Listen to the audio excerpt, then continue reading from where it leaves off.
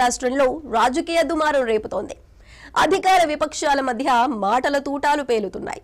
విపక్ష నాయకులు ఊచలు లెక్క పెట్టాల్సిందేనని అధికార పక్ష నాయకులు అంటుంటే, ఇది పూర్తిగా రాజకీయ కక్ష సాధింపేనని నిరాధార ఆరోపణలు చేస్తే తాట తీస్తానని విపక్ష నాయకులు హెచ్చరించారు. ఈ ఫోన్ ట్యాపింగ్ వ్యవహారం లోక్సభ ఎన్నికలపై ప్రభావం చూపుతుందా? పార్టీల విజయ అవకాశాలను నిర్ణయిస్తుందా?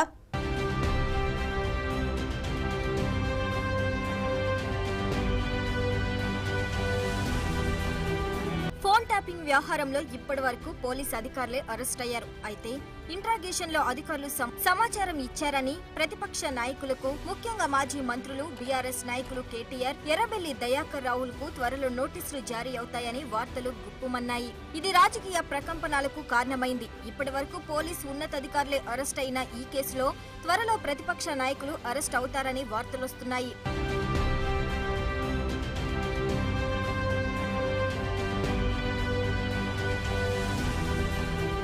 ఫోన్ ట్యాపింగ్ కు తనకు ఎలాంటి సంబంధం లేదని, తాను ఎవరో హీరోయిన్లను బెదిరించానని ఓ మంత్రి చెప్పడం అవాస్తవమని మాజీ మంత్రి, బీఆర్ఎస్ వర్కింగ్ ప్రెసిడెంట్ కేటీఆర్ స్పష్టం చేశారు.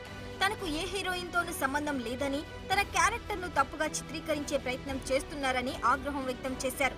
2004 నుంచి జరిగిన ఫోన్ ట్యాపింగ్ వివరాలు బయట పెట్టాలని డిమాండ్ చేశారు. నిరాధార ఆరోపణలు చేస్తే మంత్రి అయినా, ముఖ్యమంత్రి అయినా తాట తీస్తానని తీవ్రంగా హెచ్చరించారు. ఎవరో హీరోయిన్లను నేను బెదిరించిన అంటది ఆ మంత్రి.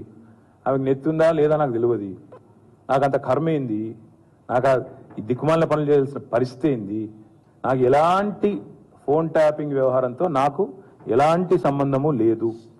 ఈ అడ్డమైన మాటలు ఎవరైనా మాట్లాడితే, చెత్త మాటలు ఎవరైనా మాట్లాడితే, వారు మంత్రి అయినా ముఖ్యమంత్రి అయినా తాట తీస్తాము, లీగల్గానే చూసుకుంటాం. తాట తీస్తామంటే మళ్ళీ మీరు ఇదే యూట్యూబ్లో తమ్మునీళ్ళు పెట్టి తాట తీస్తామన్నాడు, ఈయనకు అహంకారం ఎక్కువ అని చూపెట్టకూరి. వినండి, తొందరపడండి. బీఆర్ఎస్ ప్రభుత్వ హయాంలో భార్యాభర్తలు మాట్లాడిన విషయాలు విన్నారని సీఎం రేవంత్ రెడ్డి ఆరోపించారు.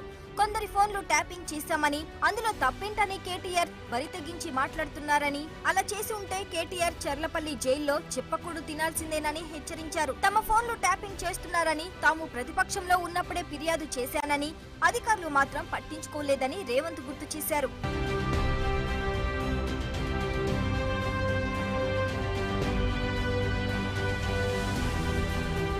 ఫోన్ ట్యాపింగ్ కేసును సీబీఐకి అప్పగించాలని బీజేపీ సీనియర్ నాయకుడు ఎంపీకే లక్ష్మణ్ సీఎం రేవంత్ రెడ్డిని డిమాండ్ చేశారు. ఈ విషయంపై గవర్నర్ ను కలుస్తామన్నారు. నాటి ప్రతిపక్ష నాయకులతో పాటు వ్యాపారులు, బిల్డర్లు, రియల్ ఎస్టేట్ వ్యాపారులు హీరోయిన్ల ఫోన్లను ట్యాపింగ్ చేస్తున్నట్లు వార్తలొస్తున్నాయని చెప్పారు. ఫోన్ ట్యాపింగ్ వ్యవహారంలో మాజీ సీఎం కేసీఆర్ ఏ1 నిందితుడని, ఆయన్ను అరెస్టు చేసి విచారించాలని మెదక్ బీజేపీ ఎంపీ అభ్యర్థి రఘునందరావు డిమాండ్ చేశారు.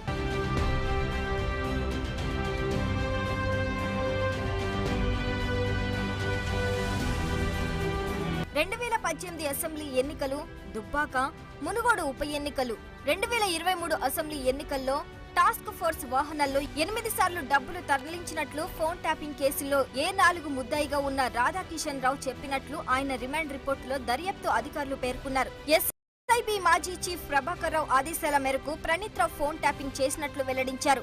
నాటి ప్రతిపక్ష నాయకుడు, ఇప్పటి సీఎం రేవంత్ రెడ్డి తొలి బాధితుడని, తాను రెండో బాధితుడునని బీజేపీ నేత రఘునందరావు చెప్పారు.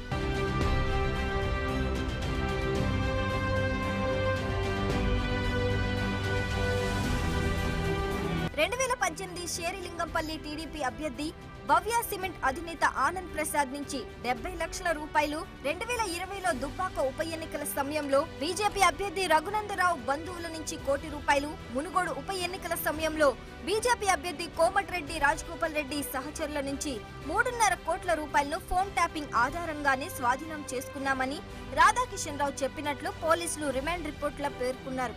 మొత్తానికి ఈ ఫోన్ ట్యాపింగ్ వివాదం లోక్సభ ఎన్నికల్లో కాంగ్రెస్ కు లబ్ధి చేకూరుస్తుందా, బీఆర్ఎస్ కు అనుకూలంగా మారుతుందా చూడాలి.